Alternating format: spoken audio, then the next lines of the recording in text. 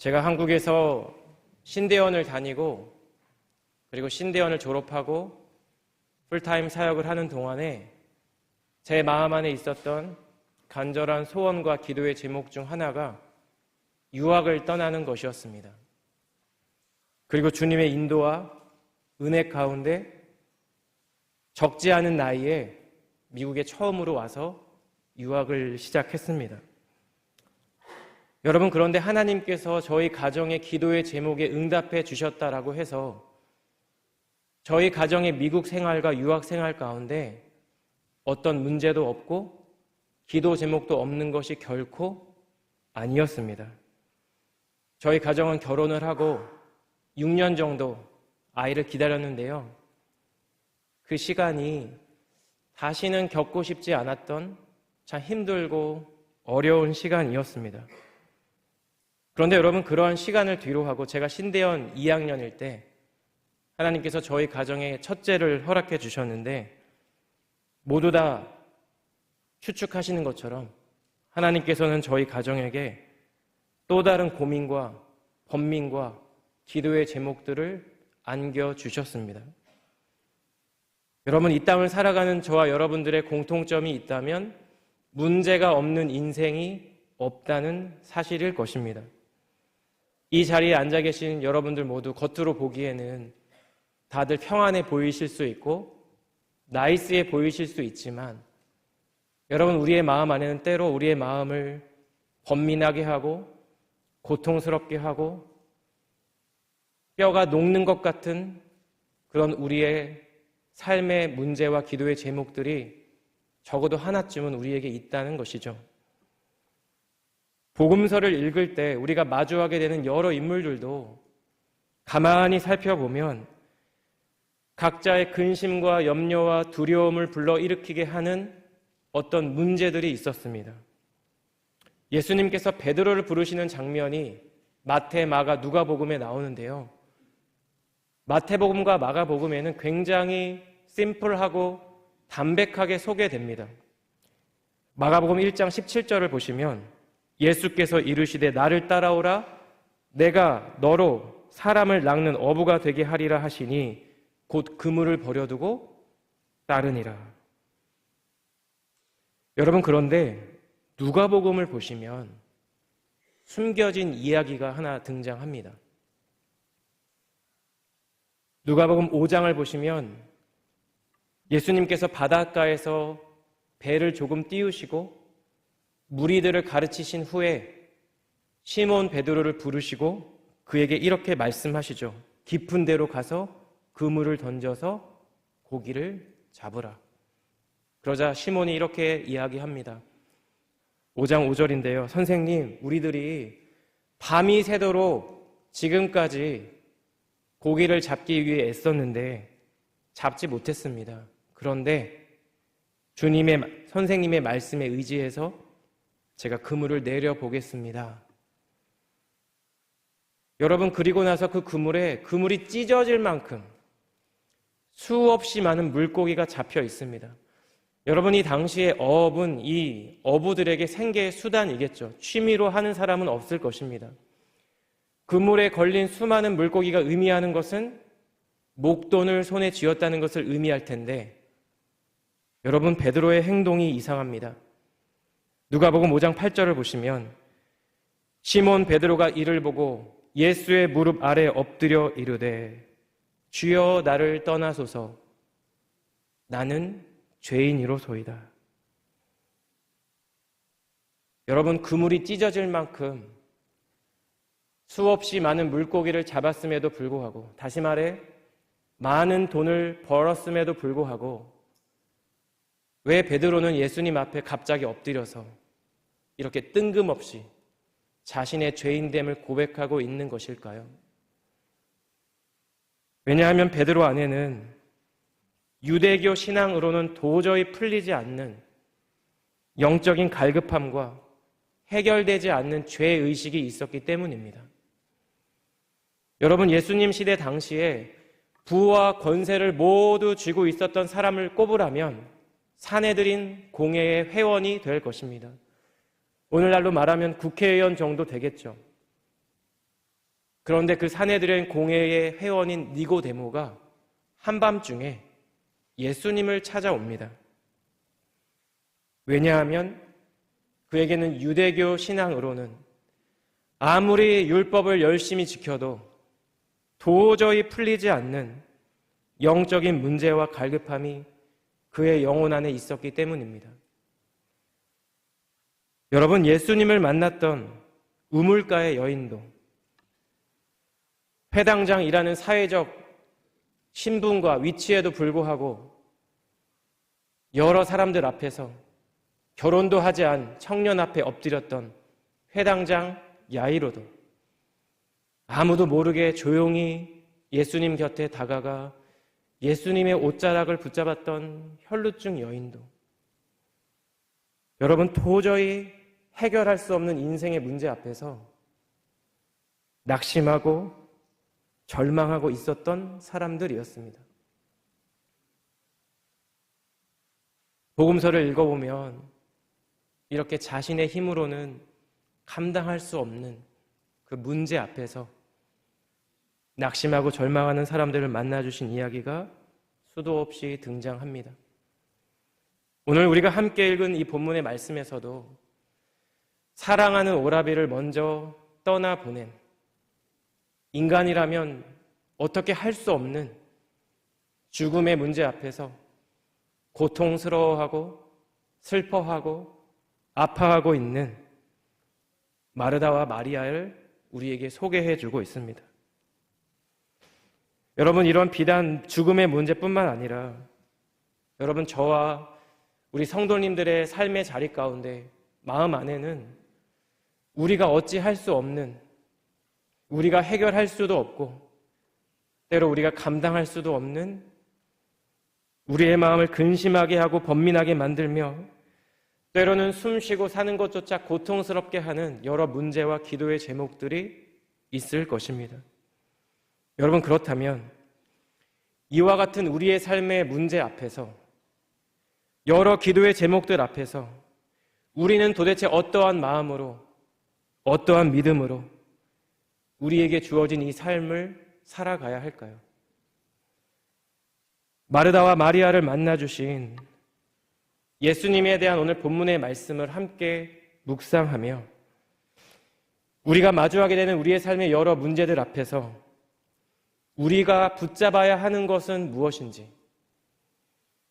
그리고 그러한 수많은 문제들 속에서도 우리를 성도로, 사명자로, 예배자로, 소명자로 부르시는 그 주님의 부르심 가운데 순종하기 위해 우리가 바라보아야 하는 것은 무엇인지 함께 말씀을 묵상하며 주님의 은혜를 경험하는 귀한 예배 시간 되시기를 주님의 이름으로 축복합니다.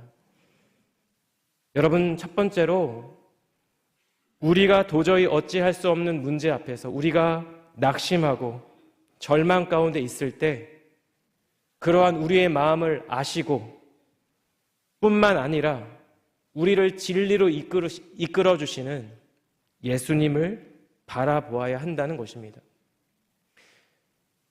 요한복음 11장 3절을 보시면 이 나사로를 뭐라고 설명하냐면 예수님께서 사랑하시는 자라고 소개합니다. 여러분, 성경에 나와 있는 이러한 표현은 예수님과 예수님의 친밀한 제자들 사이에 그런 따뜻한 관계를 나타낼 때 사용되는 표현입니다. 그래서 어떤 학자들은 아마도 예수님네 가정과 마르다, 마리아, 나사로 가정이 가정 대 가정으로 오랜 전부터 알고 있었던 사이일 거라고 추정하기도 합니다. 여러분, 그래서 예수님을 따로 사람을 보내요. 지금 오라비가 죽게 되었으니 여기로 와주세요 라는 전가를 보낼 수 있었겠죠.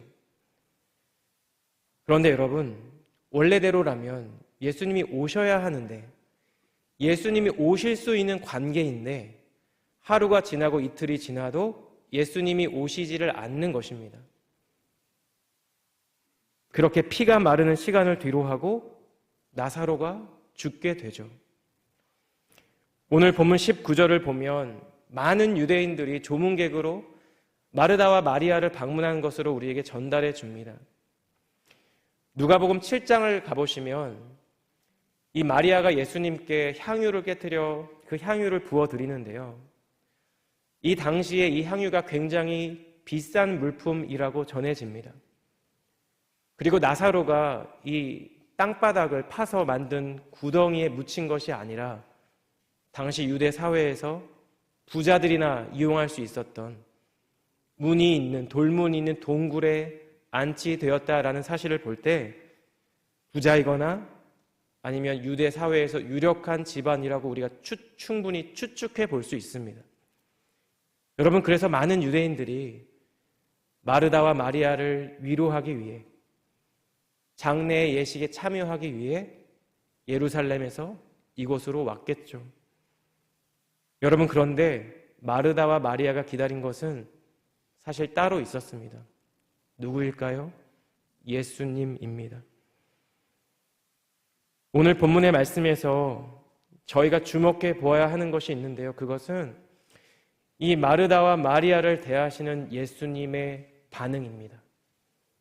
먼저 21절을 보시면 마르다가 예수께 여짜오되 주께서 여기 계셨더라면 내 오라버니가 죽지 아니하였겠나이다. 이렇게 말합니다. 예수님을 만나자마자 마치 기다렸다는 듯이 예수님이 여기 계셨으면 내 오라버니가 죽지 않았을 것입니다 라고 원망 섞인 목소리로 예수님께 말씀을 드리는 거예요. 그리고 나서 22절을 보시면 그러나 나는 이제라도 주께서 무엇이든지 하나님께 구하시는 것을 하나님이 주실 줄을 아나이다. 여러분, 마르다가 무언가 심오한 부활의 비밀을, 믿음을 간직하고 있는 것처럼 보이죠. 그런데 24절 말씀이나 이 39절 말씀을 보시면 이 마르다에게는 이러한 믿음이 사실 없습니다.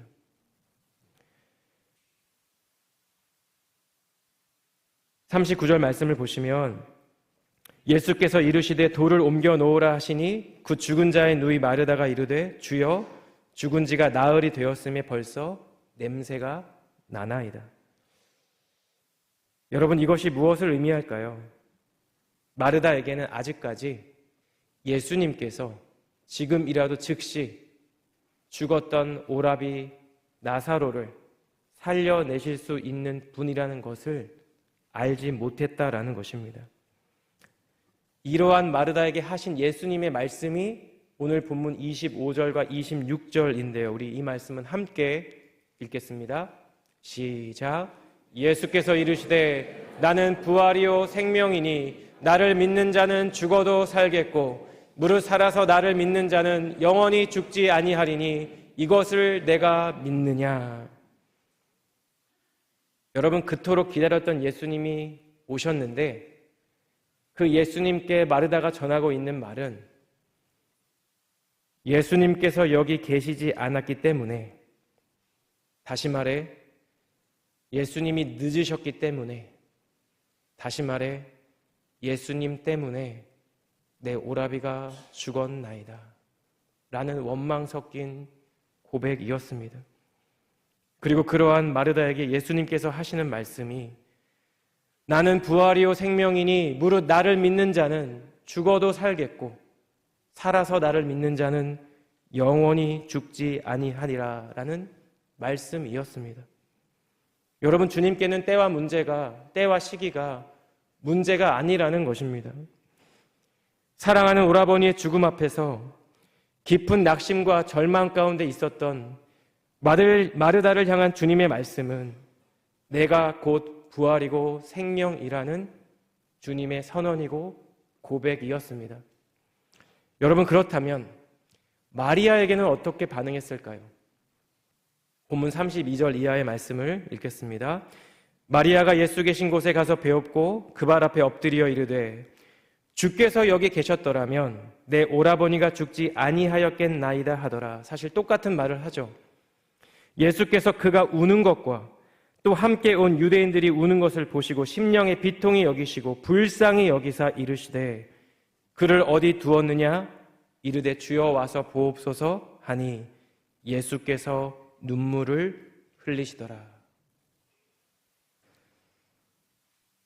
오라비의 죽음 앞에서 도저히 감당할 수 없는 낙심과 절망과 슬픔에 잠겨 있는 마리아를 향한 주님의 반응은 심령의 비통이 여기시고 우는 것이었습니다.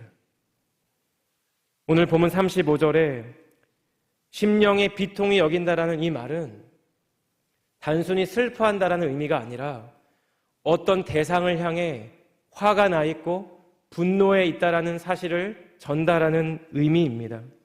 여러분, 예수님은 도대체 누구에게 화가 나 있는 것일까요? 여러분, 이것은 죄로 인해, 인간의 죄로 인해 이 땅에 들어온 그 죽음과 그리고 그 죽음으로 인해 주님께서 사랑하시는 자들이 고통스러워하고 애통하며 절망하고 낙심하는 현실에 대한 주님의 원통과 분노를 의미한다라는 것입니다. 그리고 주님은 마르다와 함께, 마리아와 함께 울어주셨고 그와 슬픔을 공유해 주셨고 함께 아파해 주셨습니다. 자, 여러분, 그렇다면 예수님께서는 왜 마르다와 마리아에게 이렇게 사뭇 다르게 반응했을까요? 오늘 이 본문의 상황 가운데 우리 한 가지 가정을 했으면 좋겠습니다. 저와 여러분들 모두가 각자가 예수님이 되어 보는 겁니다. 여러분이 만약 예수님이라면 비록 사랑하는 나사로가 죽었지만 그의 죽음으로 인해 마르다와 마리아와 많은 유대인들이 슬퍼하며 애통해하고 감당할 수 없는 고통 가운데 처해 있지만 여러분들은 모두 알고 있습니다. 무엇을 알고 있을까요? 이제 조금 후면 무덤 앞에 내가 서서 나사로야 나오너라 이렇게 외칠 것이고, 그러면 벌써 사흘 전에 무덤에 묻혔던 죽었던 나사로가 방금 전까지만 해도 시체 썩는 냄새를 풍겼던 그 죽었던 나사로가 수족이 배에 동인 채로 절뚝거리며 걸어 나오는 모습을 여러분들은 이미 알고 있다라는 것입니다. 여러분, 우리가 만약 그런 상황이라면, 저와 여러분이 예수님이라면 여러분, 우리의 마음이 어떨까요? 여러분, 조금은 들뜬 마음으로 슬퍼하는 유가족들에게, 조문객들에게 죽음을 이겨내는 그리스도의 능력을 여러분 조금이라도 빨리 보여주고 싶은 것이 예수님의 마음이 아니었을까요? 나는 부활이요 생명이니 나를 믿는 자는 죽어도 살겠고 살아서 나를 믿는 자는 영원히 죽지 아니하리라. 너희들 이 말 안 믿었지? 진짜야. 라는 말을 예수님께서 하고 싶어 하지 않으셨을까요? 그래서 너희들 이제 더 이상 슬퍼하지 않아도 돼. 눈물 흘리지 않아도 돼. 울지 않아도 돼. 그렇게 말씀하고 싶은 것이 예수님의 마음이 아니었을까요? 여러분, 그런데 예수님께서 행하신 것은 모든 인간이 마주한 육신의 죽음을 이 땅에 가져온 인간의 죄악과 그로 인해 죽을 수밖에 없는 인간의 운명을 비통히 여기시며 분노하시며 사랑하는 이를 잃은 이들의 아픔과 슬픔을 함께 공감하는 것이고 그들과 함께 눈물을 흘려주시는 것이었습니다. 여러분, 왜냐하면 예수님은 완전한 하나님이시고 그리고 완전한 인간이시기 때문입니다. 팀 켈러 목사님은 이 장면을 주의하며 예수님께서 마르다에게 행한 사역을 진리의 사역이라고 지칭했고 마리아와 함께 울어주신 것을 가리켜 눈물의 사역이라고 설명했습니다. 여러분, 지금도 여전히 저와 여러분의 마음속에 우리의 마음을 아프게 하고 번민하게 하며 고통스럽게 하는 저와 여러분의 삶의 문제 앞에서 여러분 예수님께서 행하시는 것은 무엇이 진리인지를 통해 우리 안에 내주하시는 성령 하나님을 통해 우리의 마음을 깨우쳐 주시는 것이고 우리로 하여금 진리 위에 서게 하시는 것임을 믿습니다. 동시에 우리의 상한 마음을 어루만져 주시고 함께 울어주시며 더 나아가 우리가 다시 믿음으로 설 수 있도록 우리의 손을 잡아 일으켜 주시는 것, 이것이 인생의 고통스러운 문제 앞에 서 있는 저와 여러분들을 향한 주님의 선하신 뜻과 마음이라는 것입니다. 여러분, 예수님은 우리가 어떤 일로 고통스러워할 때, 힘들어할 때, 아파할 때 그거 십자가에 비하면 아무것도 아니야 라고 말씀하지 않습니다. 오라비의 죽음 앞에서 슬퍼하는 마리아와 유대인들과 함께 계셔주시고 울어주신 이유는 그들에게 그 무엇보다 주님의 위로와 공감이 필요했기 때문입니다. 주님이 여기 계셨더라면 내 오라비가 죽지 않았을 것입니다 라고 원망 섞인 목소리로 주님께 고백하는 마르다에게 내가 부활이요 생명이라는 이 말씀을 전해주신 이유는 마르다에게 지금 필요한 것이 과연 무엇이 참된 진리인지에 대한 가르침이었기 때문이라는 것입니다. 사랑하는 여러분, 우리 인생에 여러 크고 작은 다양한 문제 앞에서 우리 안에 있는 여러 기도의 제목들 앞에서 우리의 상한 마음을 만져주시고 우리와 함께 울어주시며 우리를 친히 위로해 주시는 그 주님의 은혜와 격려가 우리 사랑하는 하누리 교회 공동체 가운데 있기를 주님의 이름으로 축복합니다. 여러분, 고통과 아픔이 산적한 우리의 삶의 현실 앞에서 우리가 참된 성도로 사명자로 부름을 받았는데요. 어떠한 상황, 어떠한 순간에서도 그러한 삶을 살아내기 위해 우리가 붙들어야 하는 참된 진리가 무엇인지 예수님을 통해 깨닫고 그 진리 위에 바로 서게 되는 우리 사랑하는 하누리 교회 되시기를 예수님 이름으로 축복합니다.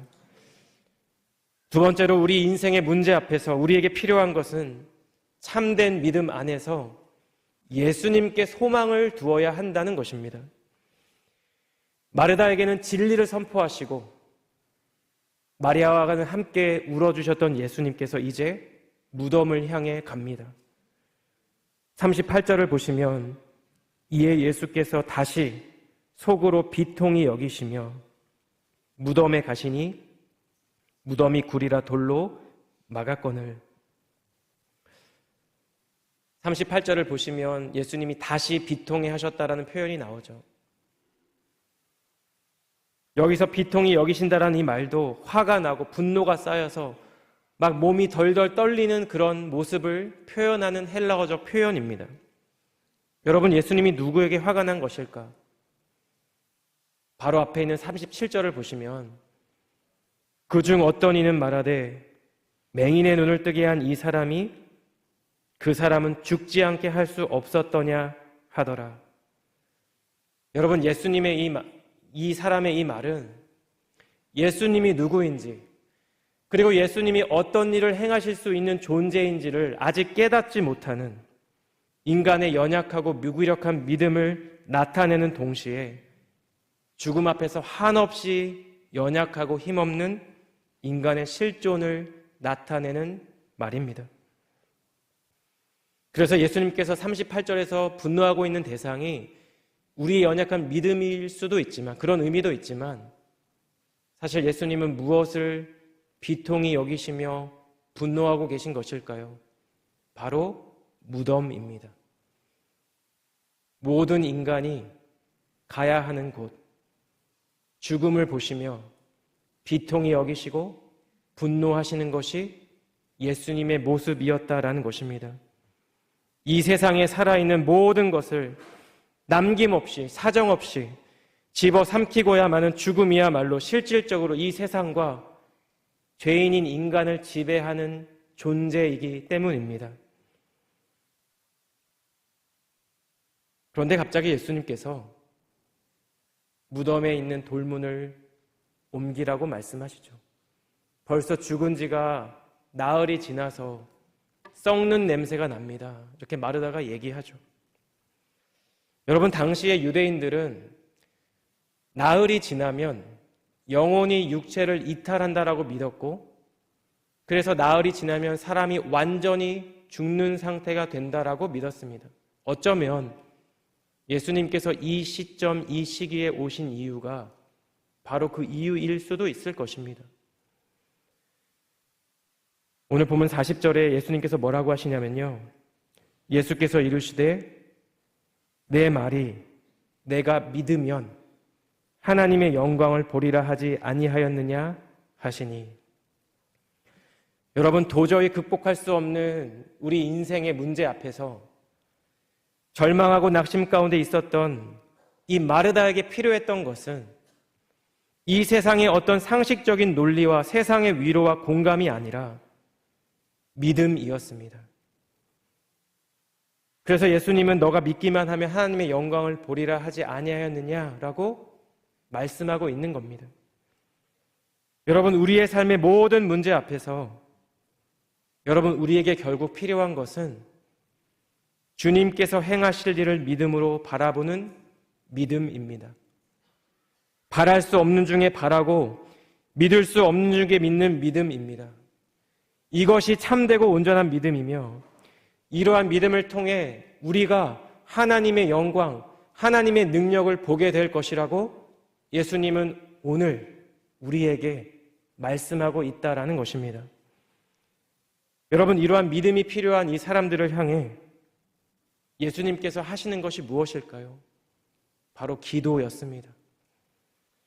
본문 41절과 42절 말씀은 우리 함께 읽겠습니다. 시작.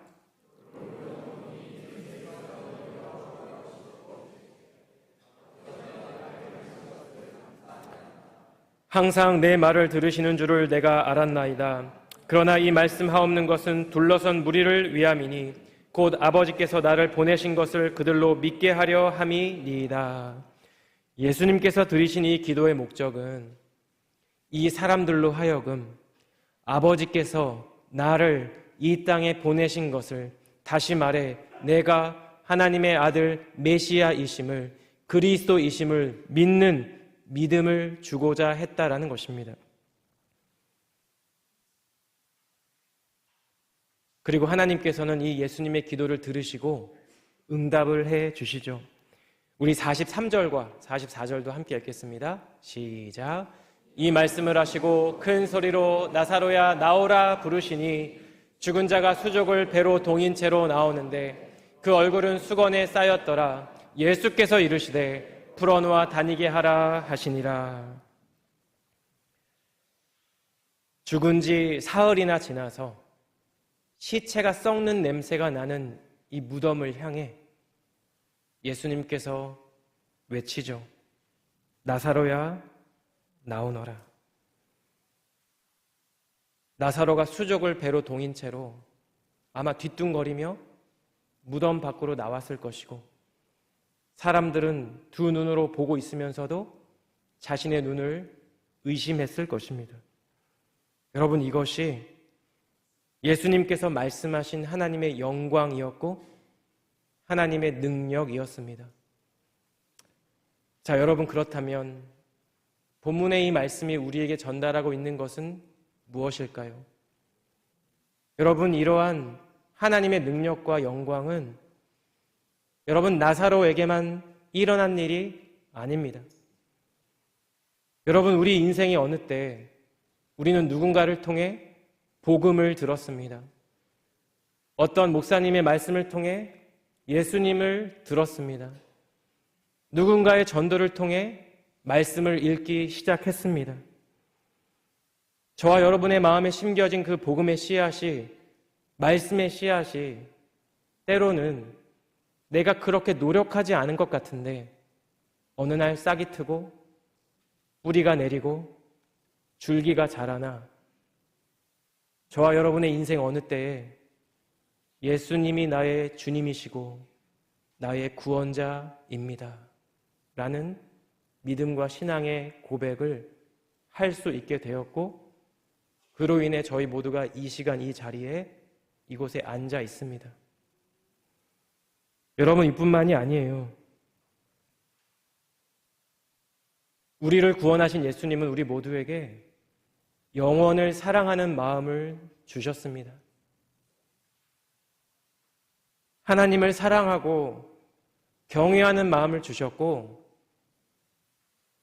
주님께 예배 드리고자 하는 깊은 열망을 주셨습니다. 우리가 하는 어떤 일을 통해, 나의 일상의 삶을 통해, 그리고 우리가 함께 하는 어떤 사역을 통해 주님의 뜻이 이루기를 원한다는 깊은 갈증도 허락해 주셨습니다. 이 세상의 논리가 아니라 하나님 나라의 관점으로 나를 바라보고 공동체를 바라보고 이 세상을 바라볼 수 있는 눈을 주셨습니다. 그리고 주님의 마음으로 한 영혼을 바라보며 섬길 수 있도록 우리의 마음에 주님의 마음을 허락해 주셨습니다. 여러분, 그리고 주님은 지금도 여전히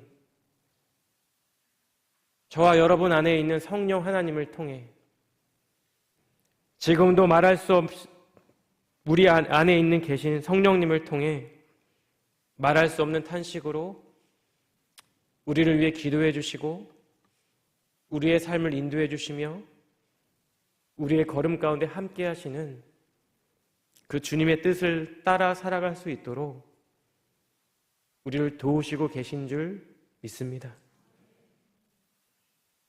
그렇게 여러분, 우리 안에 만약 이런 믿음이 있다면,